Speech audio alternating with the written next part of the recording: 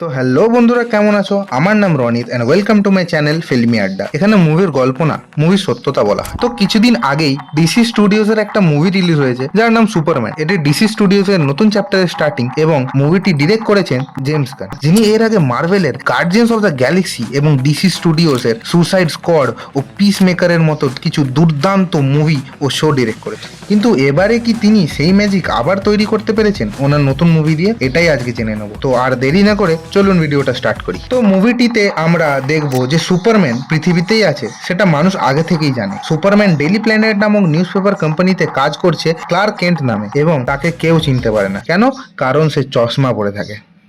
হ্যাঁ, এর মধ্যেই সুপারম্যান এমন কিছু কাজ করে ফেলে যার জন্য তাকে অনেক হেটের মোকাবিলা করতে হয়, এবং সে নিজেকে প্রশ্ন করতে থাকে সে কি কাজটা ঠিক করছে না ভুল করছে। সে কি উত্তর পেলেও এটা তো আপনারা মুভি দেখলেই বুঝতে পারবেন। মুভিতে সুপারম্যানকে ঘিরে অনেক ক্যারেক্টার আছে, যেমন তার বাবা জনাথন কেন্ট, মা মার্থা কেন্ট, তার গার্লফ্রেন্ড এবং কলিগ লুইস লেন। এই ওয়ার্ল্ডে আমরা দেখতে পাবো কিছু প্রাইভেট কোম্পানি, যেমন লেক্স লুথারের লুথার কর্প এবং ম্যাক্সওয়েল লর্ডের লর্ড টেক, যারা নিজেদের সুপার হিরো টিম বানিয়েছে। লেক্স কর্পের ইঞ্জিনিয়ার যে ন্যানাইট নামক মাইক্রো পার্টিকেল দিয়ে তৈরি, যা দিয়ে সে যে কোনো ওয়েপেন তৈরি করতে পারে এবং যে কোনো কম্পিউটার হ্যাক করতে পারে। এর সাথে আছে আল্ট্রাম্যান, যার মুখ দেখানো হয়নি মুভি স্টার্টিং থেকে, বাট লাস্টে দেখানো হয়েছে। বললে ওটা স্পয়লার হতে পারে, তোমরা মুভিতেই দেখে নিও। এবং তোমাদের বলে দিই যে এই লেক্স লুথার ক্যারেক্টারটা কিন্তু অনেকটা টনি স্টার্কের মতো, মানে এই ডিসি ইউনিভার্সের সব থেকে স্মার্ট মান। আর এই মুভির ভিলেন লর্ড টেকের টিমে আছে গাই গার্ডনার, যে একটা গ্রিন ল্যান্টার্ন, আর আছে হক গার্ল, যার পাওয়ার খুব একটা দেখানো হয়নি, খালি উড়তে পারে এবং আর 5টা মেয়েদের মতো চেঁচাতে পারে, ব্যাস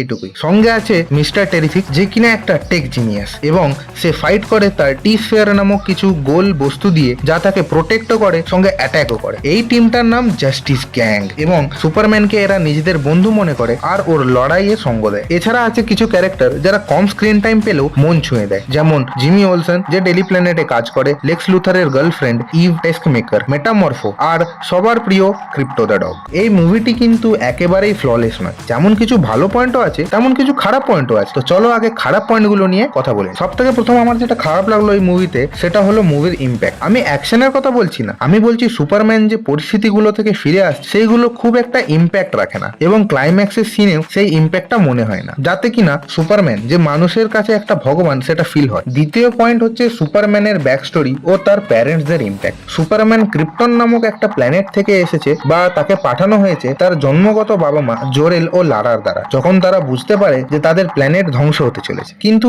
এই পয়েন্টটা মুভিতে দেখানোই হয়নি, যেটা উচিত ছিল, কারণ অনেক মানুষ আছেন যারা এখনো সুপারম্যানকে চেনেই না। অতএব হঠাৎ করে কিছু বেস সেট না করেই সুপারম্যানকে অ্যাকশন করতে দেখানোটা আমার মতে মুভির রিচ কম করে দিতে পারে। তৃতীয় ও শেষ পয়েন্ট, মুভির কোনো সারপ্রাইজ এলিমেন্ট না থাকা। মুভিতে অনেক জায়গায় কিন্তু এমন কিছু সেটিং ছিল যেগুলিকে জেমস গান সারপ্রাইজ এলিমেন্ট বা শক তৈরি করার জন্য ব্যবহার করতে পারত, বা হয়তো করেছে, বা সেগুলো ফিল হয় না। মনে হয় যেন এটা মুভির স্টোরিতে কিছু চেঞ্জ আনছেই না, বা হয়তো এটা ইচ্ছা করেই করা হয়েছে, বাট ডিসিশনটা আমার ভালো লাগে। এই তো হলো কথা কিছু খারাপ পয়েন্ট নিয়ে। এবার যদি মুভির ভালো পয়েন্টের কথা বলতে হয়, তাহলে শুরু করব সুপারম্যানকে। ডেভিড কনসওয়েটের সুপারম্যানের আগে আমরা দেখেছি হেনরি ক্যাভিলের সুপারম্যান, যে কিনা গড বা ভগবান। কিন্তু ডেভিড কনসওয়েটের সুপারম্যান পাওয়ারফুল হলেও মানুষদের থেকে বেশি মানসিকতা রাখে, ভিলেনদেরকে আটকাতে চায়, কিন্তু জীবন নেওয়া তার অধিকার নয়, এটা সে মনে করে শুরু থেকে। এমনকি একটা ছোট্ট কাঠবিড়ালিকে বাঁচাতেও সে এমন ভাবে ঝাঁপিয়ে পড়ে যেন তার বন্ধু হয়। এটি এতদিন দেখে আসা সুপারম্যানের থেকে